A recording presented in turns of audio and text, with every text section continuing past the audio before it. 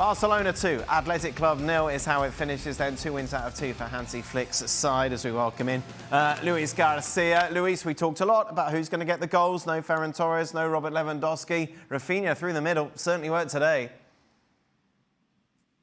Yeah, Rafinha, and it is a new Barcelona, and without a striker, what we can see is that there are a lot of players that they are getting involved, and not only the score sheet, but on the chances. Adeyemi had 2 to score, Gordon have another 2, Lamine Yamal had another 2, Dani Olmo was in the last one, Fermín López is arriving from second line.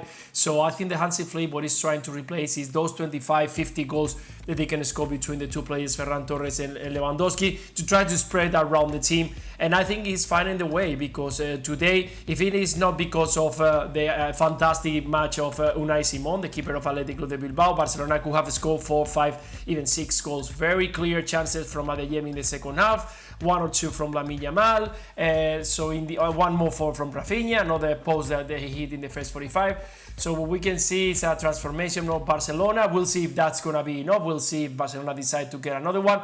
But today they showed that the amount of chances, the threat that all the players that they have up front, it is fantastic. It's going to be very useful. 7 goals in 2 games without conceding. So another thing that they have been working a lot is on the defense. This season it looks like Barcelona is more solid. Today they didn't even concede a shot on target.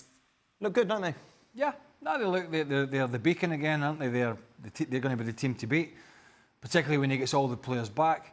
That would be the only criticism today, that until the Adeyemi cross and Laporte gets his feet in the mess at 1-0, there was the odd half chance, the odd foray, and that was only because Athletic Club was still in the game, for all the reasons that Luis mentioned, that it should have been 3, 4 or 5. It should have been dead and buried, but it wasn't until that second goal. So that was the only small criticism. Lamine Yamal was better. He wasn't brilliant by his standards. He should have scored. I thought Fermín López was excellent again. Gordon wasn't as lively as I thought he was going to be. He wasn't bad, but he was okay in there. I mean, obviously, Pedri's passing. The dynamic between Pedri and Rodri is going to be interesting, you know, because Pedri has forged this great relationship with a player who's injured at the moment. Obviously, Frankie de Jong. Robbo mentioned him in commentary. He's out for quite some time. But they had a good understanding about where to be on the field. So that's going to be interesting, bearing in mind Pedri was out the team after the first game or 2 of the World Cup. But all in all, you know, nothing much has changed. They're going to play the high line, maybe play it a little bit more conservative maybe this year than previous years, certainly on first couple of games. But creating lots of chances, got lots of pace up front. And you could see Rafinha, even though he didn't get his, you know, what's that, 3 goals or something? Yeah, 3 goals in 2 games. Yeah, you could see him, even not being a natural number 9, you could see him scoring the amount of goals, or close to the amount of goals a natural number 9 would score. Just because of the positions he takes up, because of his pace, because of his runs, and obviously because of his finishing. And that might persuade Deco, Barcelona, Hansi Flick to say, do you know what, we're not going to rush into anything that are be forced, you know, into trying to buy a number 9, because it looks that Julian Alvarez is not going to go, because Atletico Madrid are basically saying no chance, not a chance. We'll sell to somebody, but we're not selling to Barcelona.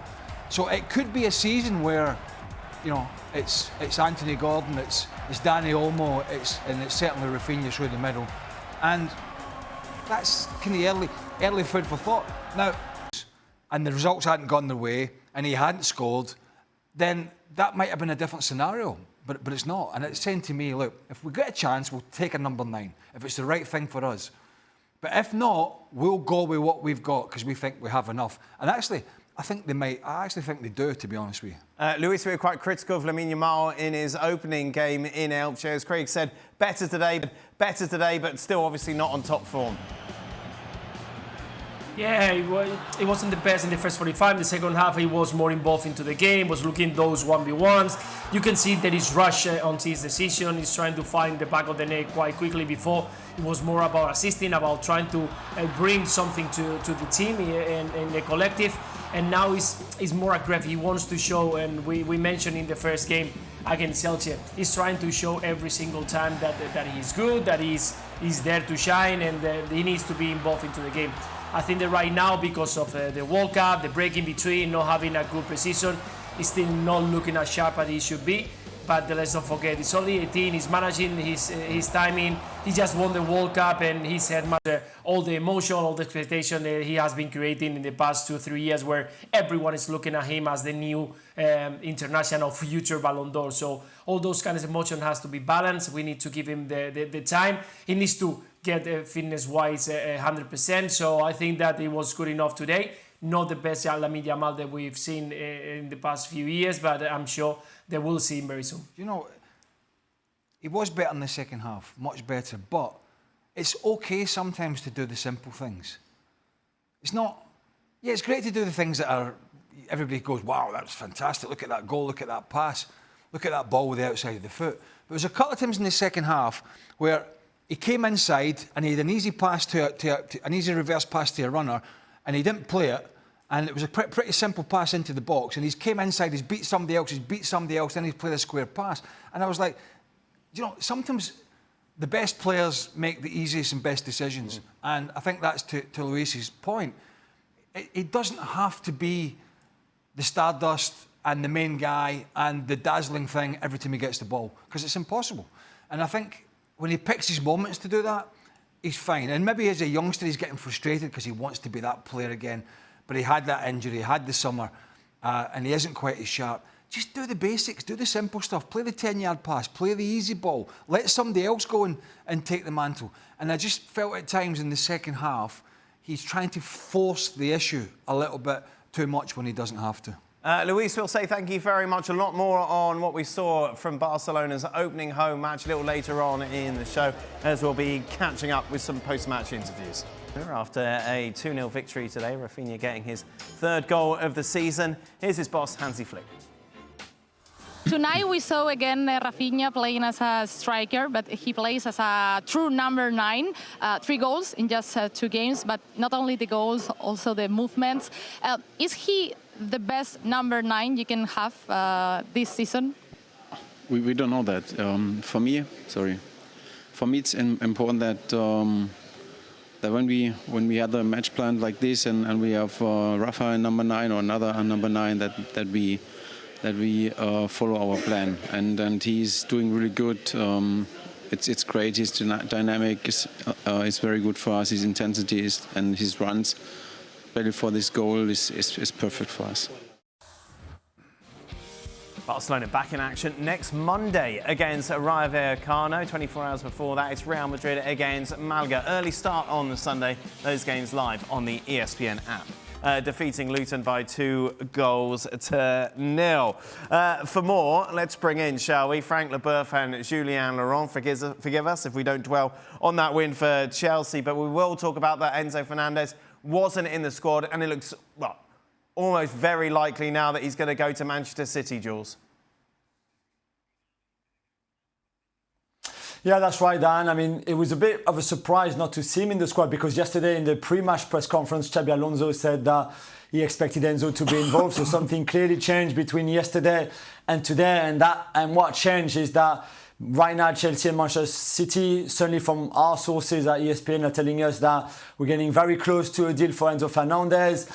Around £120 million, which is a lot of money. It's $170 million. 140 million euros, for the 24-year-old Argentine who wanted to leave Chelsea, who wanted to be reunited with Enzo Maresca, with whom he had a very strong relationship when Maresca was the Chelsea manager until December last year. And on City's side, they wanted another midfielder after losing Nico Gonzalez and Rodri and Bernardo Silva. And to add to Elliot Anderson and Ayyoub Bouaddi, they thought Enzo was exactly what they needed. How happy are you, Frank? You hate Enzo. He's leaving your club. I don't hate him. It won't be regretted. That's the only thing I can say. I didn't like his attitude. He's a great player, good football player, champion of the world, and so many other things. But really, what he did towards the French player after the final, what he did towards the politically sign that he did with his teammates during the World Cup after England, that's not something that they should be proud of. And I don't like those kind of attitudes. So I wish him good luck, but I have nothing for him, I would say. No, you don't. You despise him. Despise him, Frank. Well, obviously, look, Maresca's worked with him. I mean, we know he's a good player. What does he do for Manchester City's title credentials? Well, look, you don't spend over 100 million to try and hinder your title. No. Ambitions, of course you don't. What he does is, he gives them something different in the middle of the park. I don't really know the young Moroccan boy so much. He's only a teenager, and that's going to be a big step up. But Elliot Anderson's in there, and he's more defensive. What you have now is a player who will give them a slightly different dynamic in terms of his goals, his energy, and his runs from midfield. So it's about striking a balance. When we talk about any team, whoever it is, in the middle of the park, and one of them we've been talking about recently a lot is Real Madrid, and how Mourinho is going to have to find a balance in the middle of the park for them to allow the likes of Jude Bellingham to go and join in and create and score goals. It's kind of similar with Man City. You know, they've got the Andersons, they've got Bouaddi, and now they've got a guy who they're hoping is going to be more of what you would call an old-fashioned midfielder.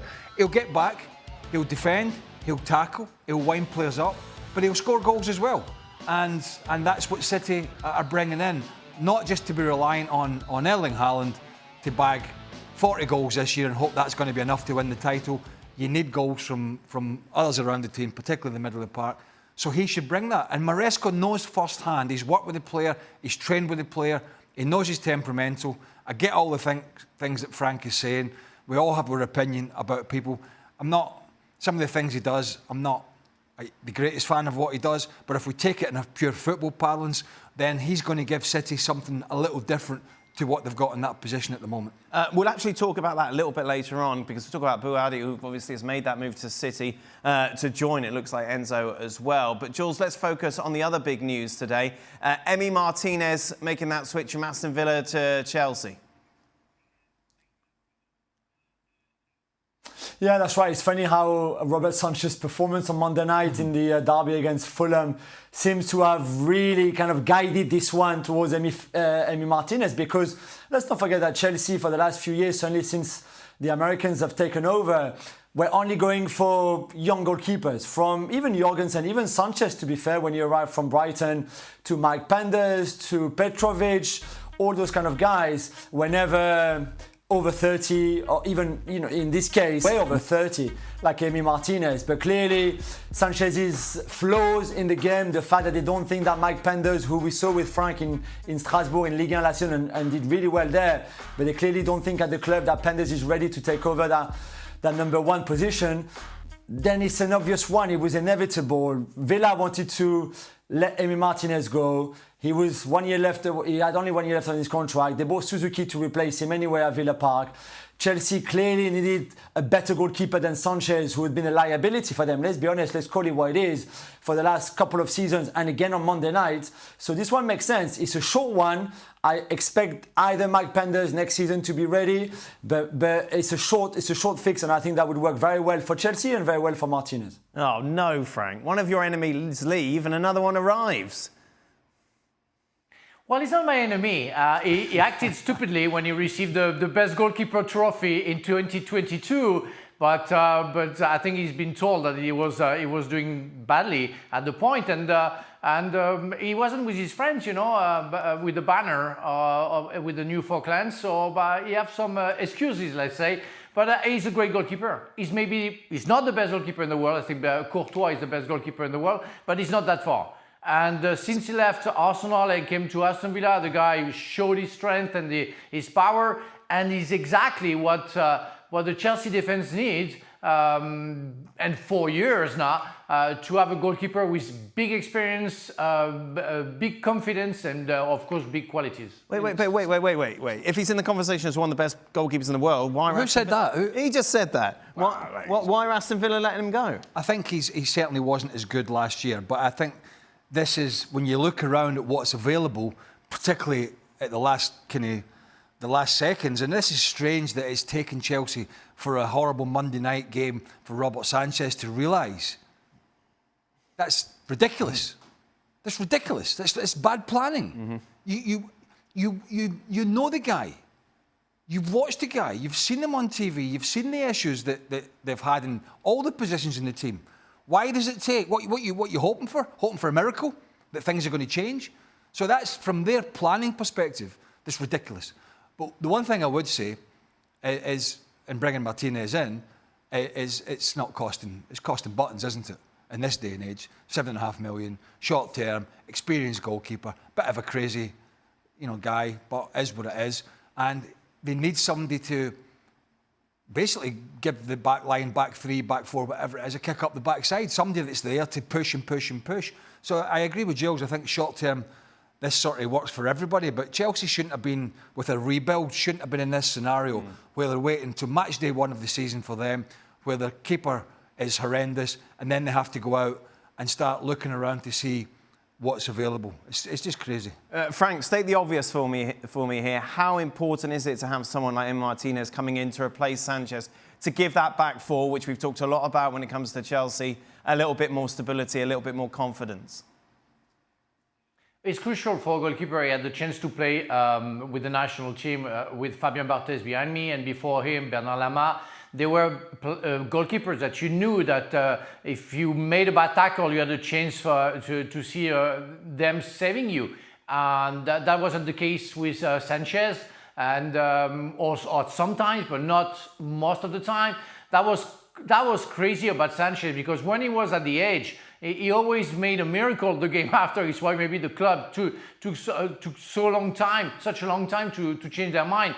But when you play in your Lacroix or your Colwell, you need somebody that you know you can rely on. And I think Emiliano Martinez is that kind of guy. He's going to also give orders to the defense to get out or call somebody if they need help. He knows the job. He has the experience for that. I didn't feel Sanchez doing that. And that's, again, crucial for centre-backs to know exactly what's going on behind them and how they have to position themselves. Up north, shall we? We've talked about it over the summer. It seemed to go a bit quiet, but over the last 24 hours, once again, Barcola to Liverpool seems on the cards, Jules? Yeah, he's pretty much done. We were told today, I think he's waiting in Paris to get the final green light to travel to Liverpool to pass his medical. So probably tomorrow or certainly over the weekend. So this one will be done before the end of the transfer window without too many difficulties, really. And it's an interesting one because I think the PSG was just waiting for Liverpool to make a new offer. They made one a couple of weeks ago. We reported that, and we reported on the website on Tuesday night that talks had been really positive on that day, and that at the end of Tuesday night, everybody, the three camps, Barcola and his entourage, and Moussa Sissoko, his agent, PSG and Liverpool, were quite positive that this one would go through. For PSG, you cannot say no to that. From that money, it's up to 120 million pounds. That's up 140 million euros with add-ons for a player who's a sub for your team. You know, if it'd been Kvaratskhelia or Dembele or even Désiré Doué, I think PSG would have never opened the door.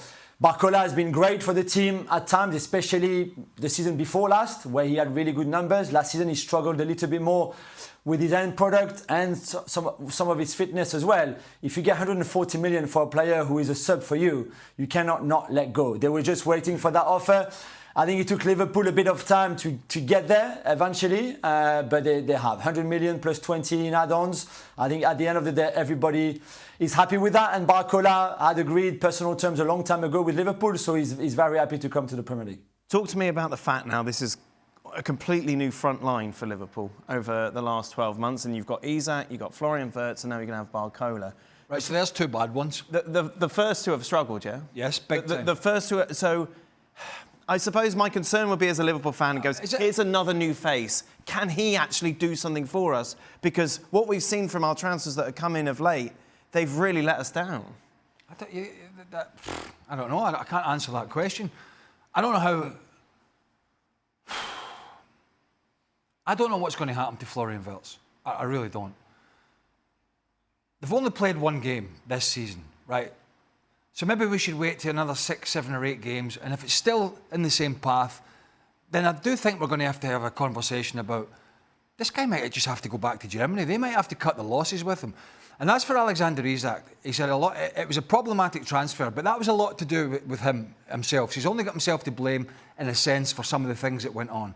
He can't legislate for injuries.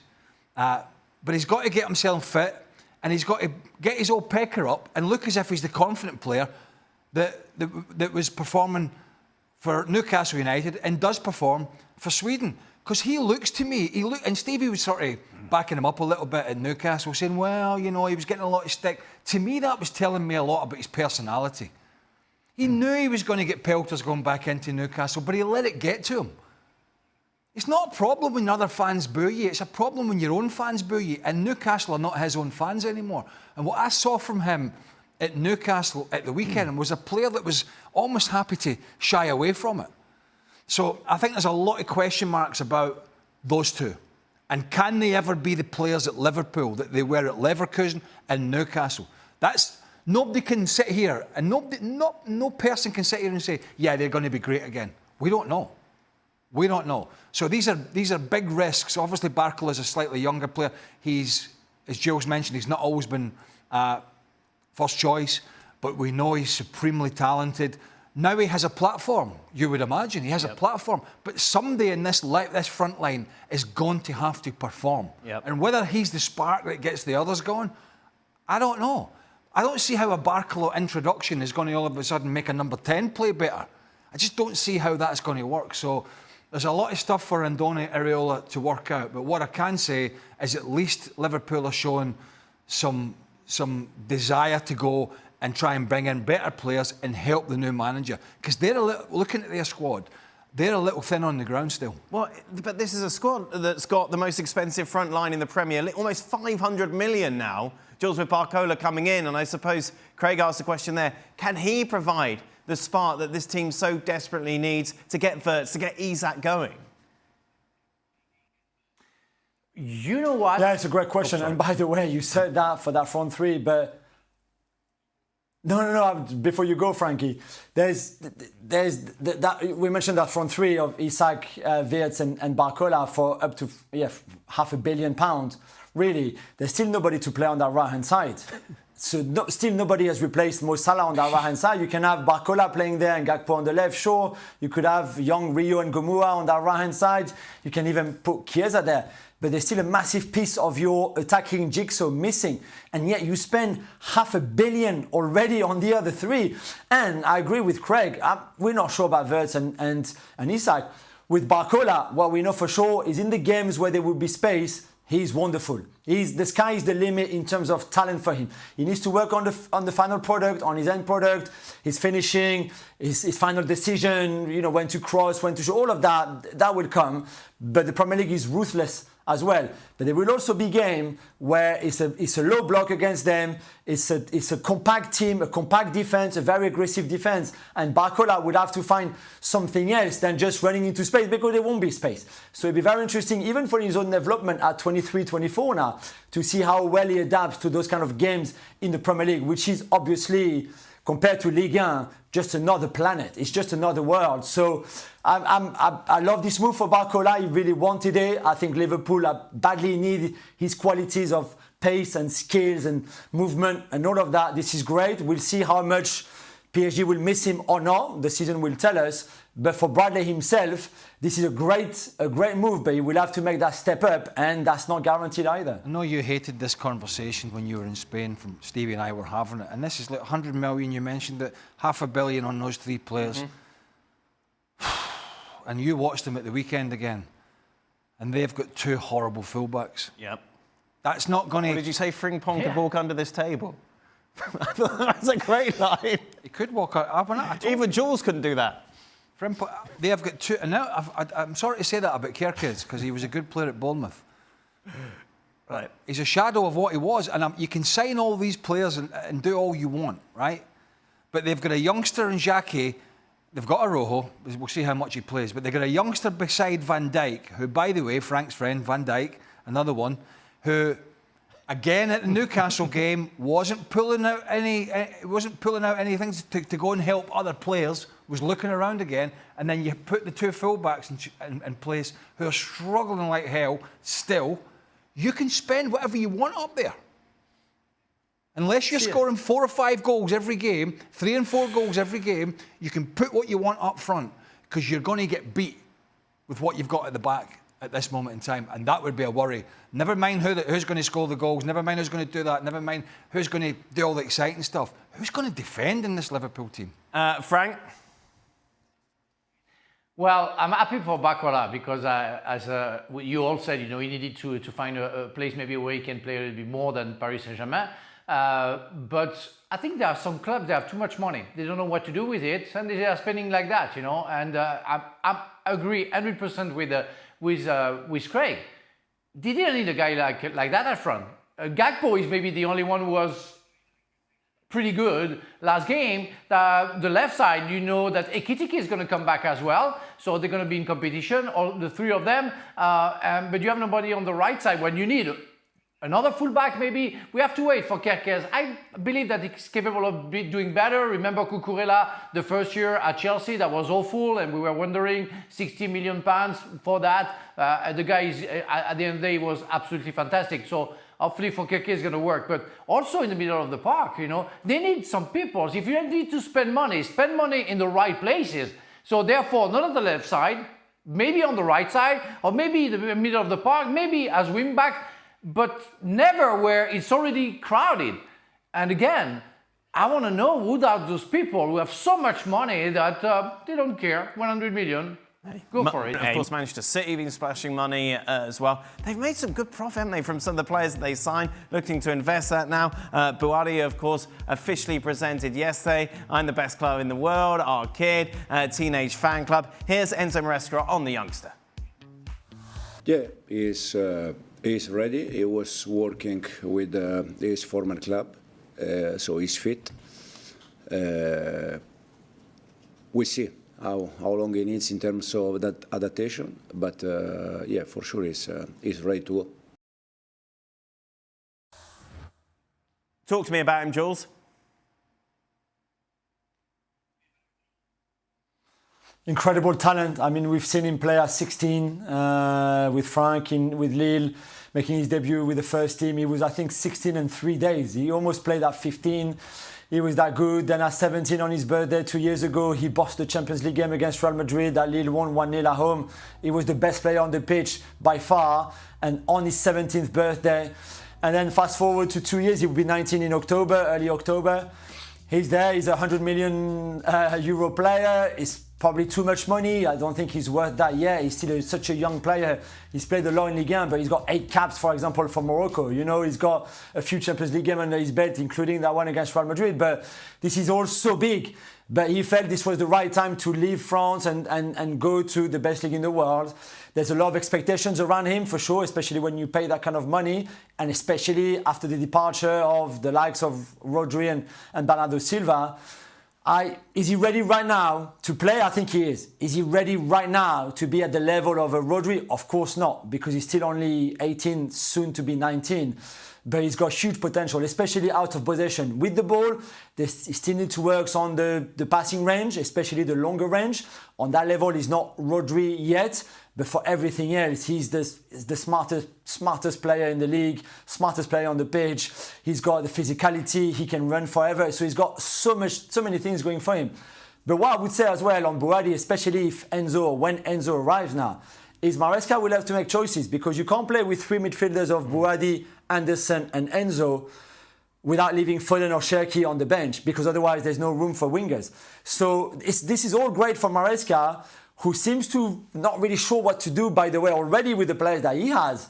Add Bouaddi and Enzo to this squad, he will be even more lost, because I'm not really sure exactly what he will do with all those options, but it's great for him to have so many different profiles and options and talent at his disposal. So, we all know that Arsenal, thank you very much. We all know that Arsenal are going to win the league. So, who's going to finish second, Frank, considering the acquisitions that City and Chelsea have made? Who, for you, are going to be runners-up? That's the $1 million question, and we've all been wondering since the end of the last. Yeah, but no, unfortunately. But really, right now, I put Chelsea second in my prediction, so I'm going to keep them. And Manchester City, I don't know. I was saying for what I've seen the last game they played. they're not ready yet. I don't know, maybe he's going to get better with Ayyoub Bouaddi because he's a great talent. And don't forget that it was hard for Caicedo at Chelsea the first year. It was hard for even Rodri when he started. So it's sometimes hard for the player to settle down. But hopefully if it works for him with Anderson alongside him, that can be great and make Man City being more solid than the past year, for example. So they're capable of fighting with Chelsea for the second and the third. Liverpool right now, I'm sorry, I don't see anything coming good. Second, Chelsea. Okay, all right, thank you. I think it was bummed. Chelsea. Where'd that come from? Jules, who have you got? What do you see else, Craig?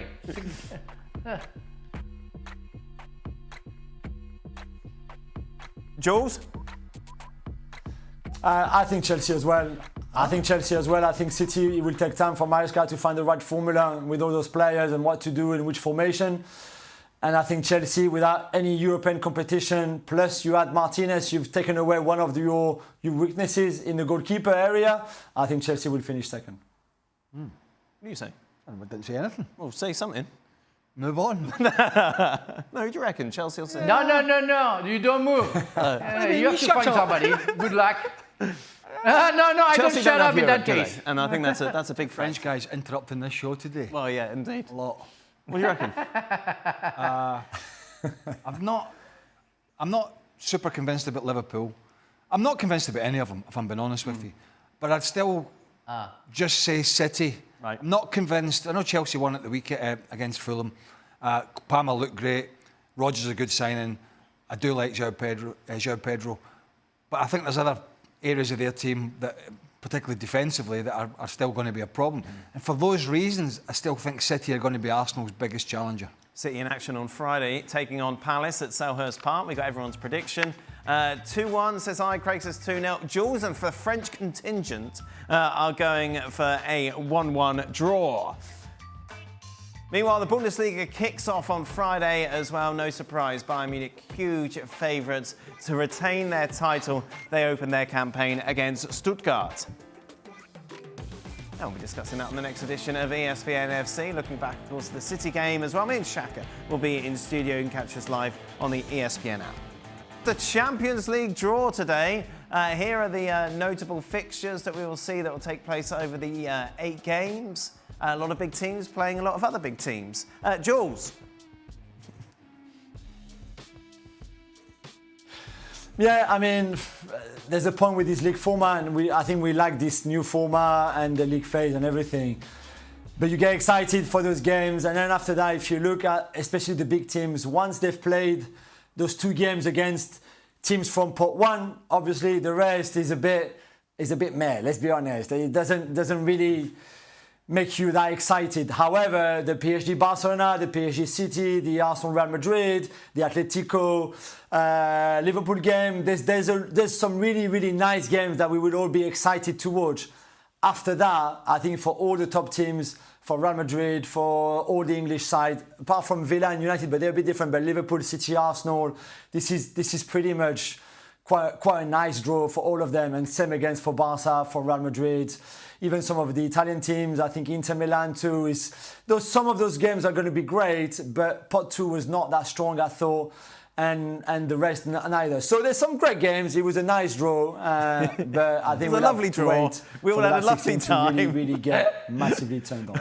Thank you very much, Jules. Let's not get Frank and Craig involved. Much appreciated. No, indeed. Just a reminder, the latest edition of the Gab and Jules podcast is available to listen to now. Gab's off, so Don and his Sharks are there with Jules. Be sure to check it out. Hablamos el mismo idioma, es más fácil, ¿no? Mismo bromear es más fácil. Yo no hubiera nunca sacado a Vinicius sin el gol, sin el feeling positivo de jugar bien en segundo tiempo, no lo habría nunca cambiado.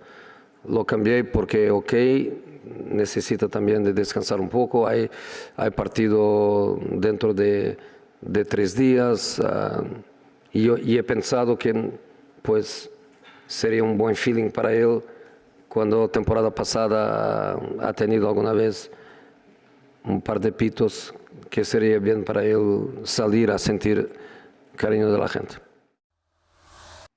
What incredible man management from Jose Mourinho, Frank. Incredible stuff. Well, he is. He has been a great and the greatest one. I saw the documentary for Chelsea and for Inter Milan and Real Madrid, what he did before. He was one of the best, but he knows how to speak to the press. He knows to be loved. He knows how to say, oh, I did this and I was great. I love that guy. I mean, I have to say something, you know. You can hate him at some point because you know what he plays, but you have to love him because overall he loves himself and he loves football as well. And you can fit one of those, Frank. We all knew that. Oh, maybe, yeah. But you know what? We said before the season when he signed, we want to follow the show. We want to see what's going to happen because it's going to be a soap opera. Hopefully, it's going to be for the good. It will have some bad time, that's for sure. Because we know Mourinho at some point is going to get crazy, but it's going to be fun for us, not for him. But he's a great coach. He's a great human being. I met him, and so far so good. So let's enjoy and let's see how it works. He's not. I mean, quite a statement there from Frank. But yeah, I mean. Look, has his coaching resume in the last few years fallen off the cliff a little bit? Yes, from where it was, which was outstanding. Outstanding. But if you look at all the clubs that he had success, what did he have? He not only had good players, but he fostered a very good dressing room, right? Which is a big part of the problem and has been at Real Madrid. So he knows, like most people, you don't have to be a rocket scientist, but he's the guy dealing with it. He's the guy that rests on his shoulders to make sure this dressing room is happy as it can be. There's always a few little factions in the during the week in training and during games, but you have to keep them to a minimum. They've been at a maximum at Real Madrid, particularly when Alonso went in and tried some different things. So Mourinho knows that if they have any chance of success, it's going to take more than ability. It's going to take a dressing room that's pretty much together and everybody's smiling and happy. And he's trying his damnedest to make sure that's happening. Whether that lasts or not, when results start to go against him, remains to be seen. At the moment, it's been a late win against Espanyol, and a much better second half. It was a much better second half. You know, the performance of Bellingham, the goal from Vinicius, the hat-trick from Kylian Mbappe. If he can keep a happy camp, it's quite simple. They have half a chance. If one or two of those worms start turning again, then he's going to go the same way as recent managers, including at the end, Ancelotti. Perfect. Leagues Cup quarter-finals. Club America taking on Columbus Crew. We're taken into the 11th minute. The Liga MX side would take the lead. Rafael Veiga. Not under any pressure. Just gets it on his left foot. Defender's not close enough, so he's able to pick his spot and does it well. 20 minutes later, now Brooks Lennon tries to cross it into Borja, who touches it with his hand. And it's a penalty kick to Columbus. Missed. And Mendes sees it. Xhaka would say it was saved. Where is Xhaka? He's meandering back from Newcastle. Yeah, I bet he is. Scenic route. Injury time though in the first half. Rodriguez makes it 2-0.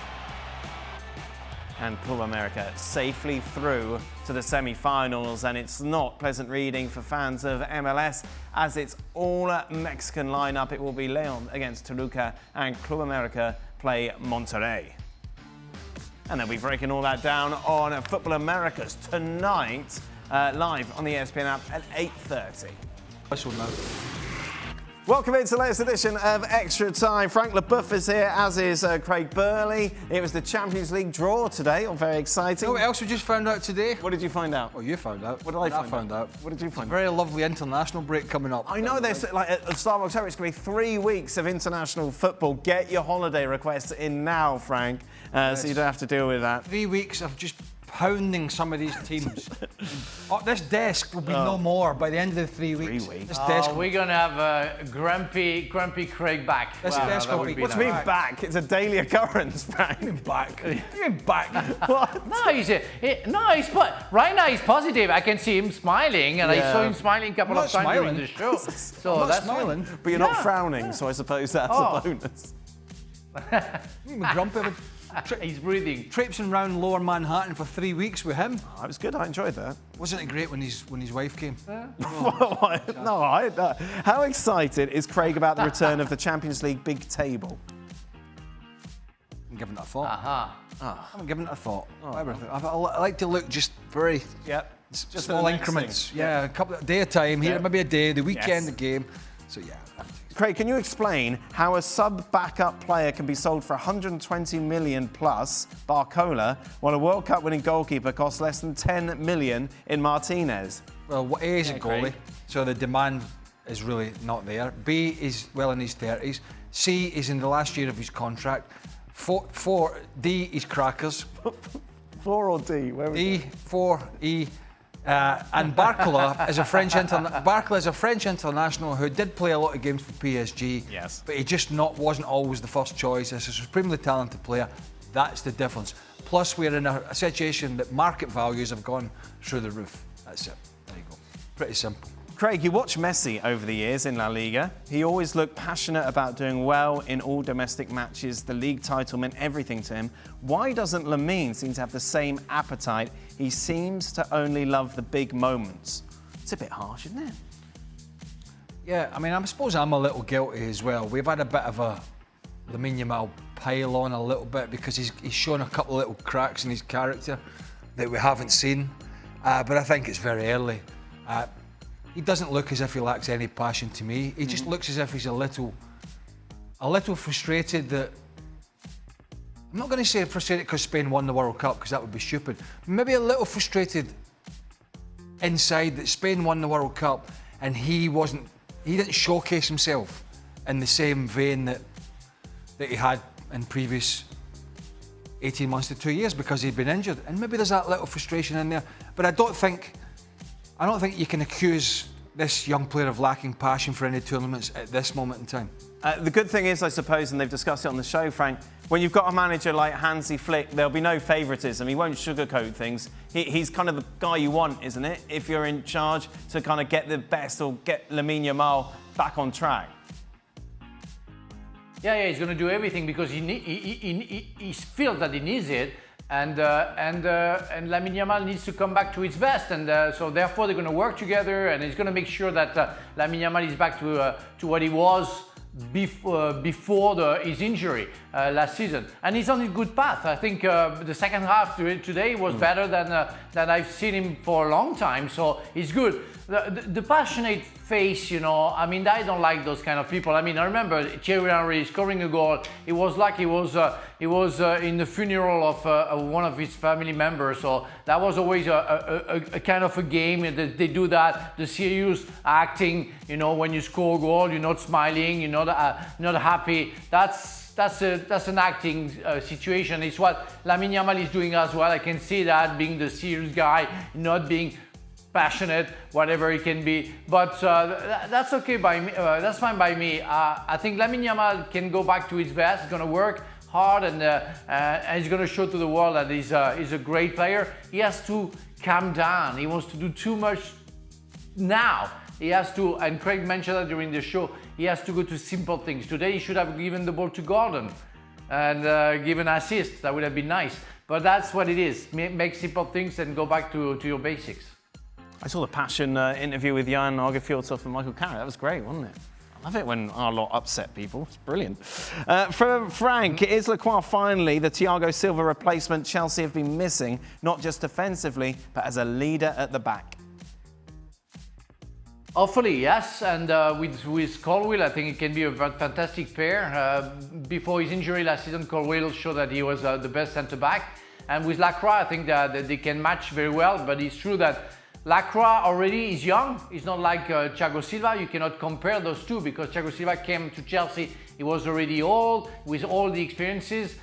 needed, which is not the case for Lacroix. He only played for a club like Crystal Palace before coming to Chelsea, but he showed a lot of strength last season, confidence as well, and for the 2 games that he played for Chelsea, I'm very, very confident about his future. Hopefully he's going to bring what Chelsea needs, experience and confidence.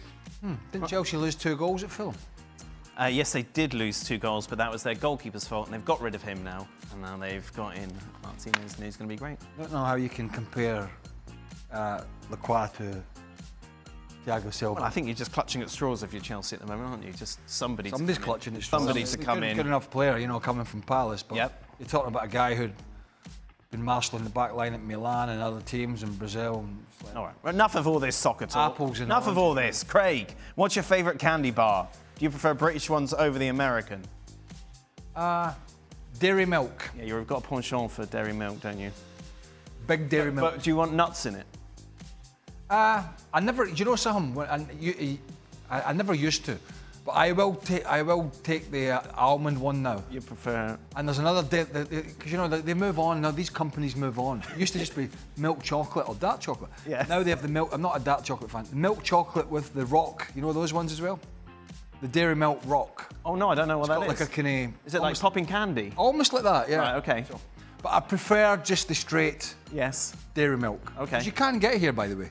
Yes. You do get them in some of the can supermarkets. indeed. Yeah, I don't like Hershey's. I don't like. No, I'm Hershey's not Kiss is too bitter. Yeah. Yeah. I don't mind some of the American chocolates, all right, but my preference would be a dairy milk is hard to beat. Yeah. Frank, where do you stand on the old candy situation? France, do you do candies? You do more patisseries, don't you? No, we have candies as well, and but I gave up candies like 20 years ago. It's not healthy. I have an app where I check all the candy bars. Listen, that's when you want to go fast. What does the app tell you about the candy bar? This is going to be delicious, but don't do it. It is delicious, but everything is delicious is bad for your health. That's what it is. Otherwise, it's You could beans, be dead they're tomorrow, very good, man. What's wrong with you? Yes, true. Yeah, but you can be fat and dead tomorrow because you were fat, or something like that. You could know be what overweight, I mean? get run over by a bus. You could be thin and fit. I know, and you walk out, you get run over by a bus. Hopefully there's no buses. I will die in a good health. I will die in a good health. I'm happy. I will go to heaven with good health. I had Maltesers in Spain. Whatever. Was he bad when we're in the green room and when all that stuff in New York that the girls and boys were bringing out for us?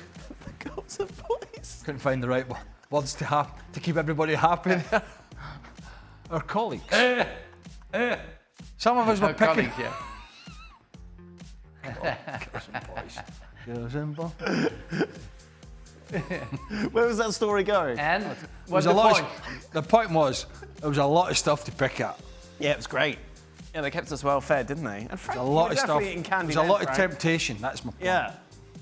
Yeah, so don't pretend. Yeah, I didn't go for them. Yes, you did. Yes, you did. Didn't go for them. You did. You did. No, I didn't. Liar. No, I did. No, I didn't. I Most saw of you the with time those I was chocolate-covered most of the time things. bringing my own food. You chocolate-covered things. Sometimes I was weak and then I went for it. Yeah, but, so you did. but So that's there you not go. what I Stop should have done. lying. Well, he's weak. Right. Because we knew he was eating because he wasn't talking. Right, we go from candy to facial hair. The ref told Rafinha he liked his moustache before the game today. Is this something the referee should be doing? Will you ever grow a moustache like that? Didn't the referee had a moustache as well, didn't he? I can't remember. I know he had a bit of a mohawk going on. Oh, yeah, the referee had a moustache in this game. Right. I don't know what it is. Maybe something in Spain at the moment, some charity thing, or I don't know, maybe some... I don't think it's like November normally, isn't it, where you grow a moustache? Yeah, in Spain? I don't know. I did notice the odd, Right. a few more moustaches creeping in. Should a referee be complimenting another player's facial hair? Oh, come on. That's today's big debate. We live in a world now where there are so many conspiracy theories out there. Trust me, there's a kind of conversation you'd be having with a referee in a tunnel. Right, okay. And that's, Maybe they're not doing that anymore because everybody's gigantic bores and they're worried about conspiracies. Right. But seriously, if you'd have seen a referee in a tunnel with a moustache like that, you couldn't wait to get in the tunnel, and then he'd have said something back to you. something about your teeth, I imagine. About your appearance. Yes. Yeah. So no, look. No. that's not affecting what he's doing. Oh, he's giving Rafinha a penalty. Well, that's a soft penalty he's given him because he complimented his moustache. That's it. We must complain. Have you ever done a moustache? Nah, I've not. It's not thick enough. No. Bit like the top of my head. It's not thick. No, that's... You're growing. What you're growing? It's a bit of a boof on that. Oh, I know. I don't know. I haven't done the cut. just That this- time I've been busy. you got- I've been travelling everywhere, darling. No time for haircuts. Yeah. Frank, moustache, where do you stand? He's got one. No, he Where hasn't. do He's I got a stand in beard. that? He's got a beard. That's not a moustache. No, is no, it? I have a beard. I have a beard and but a you've got moustache, some but it beneath your goes nose. with, That's you know, not but a moustache, is it? no, it's not a moustache because it's a beard, Yes. so it goes with. Oh. And when you have a moustache, you only have the moustache. Yes. And that wasn't fashion in our time. That was before in the 70s, and now it's fashion. I personally find it not very nice. I don't know. I think it's. Do you remember when Red Hill had a beard? But I would have. But I would love to see a referee saying, Frank, I love your beard. Do you remember when Ruud Gullit had a big moustache in his playing days? What's the most famous moustache in football? But somebody said to him, apparently, when you've got a nose that big, why would you underline it? Wow. Yeah. Well, it was true. So, Why would you underline it? Wasn't me. true. No, that's same with me. No, Imagine if Mahrez had one. That's a proper one. Wow. Well, Paul would have had to have one English to hide his players- teeth. British players in the 70s, they were all wearing Yeah, Ian Rush, moustache, John most of Aldridge, them. all Stevie's teammates had one. Stevie couldn't be bothered. Can you imagine Nico with a moustache? Can you imagine? No, that's great. We must do it now. We must do a bet. Well, he's doing it better. Isn't he going to do yoga with Alexis if Liverpool win their next two games? Why is he get involved in this I stuff? don't think he really knows what he's committing to, and he just says yes, and then it happens. I think that's... I'd like to see him with a moustache. I really would. Right. I mean, I think he would look utterly stupid. Well, there we go. Well, more so. That's it. Should we end? Let's end. Frank, thank you very much. ESPN FC returns your screen tomorrow. Bye-bye. Xhaka is with us as well after his gallivanting in England to reflect on Palace against City.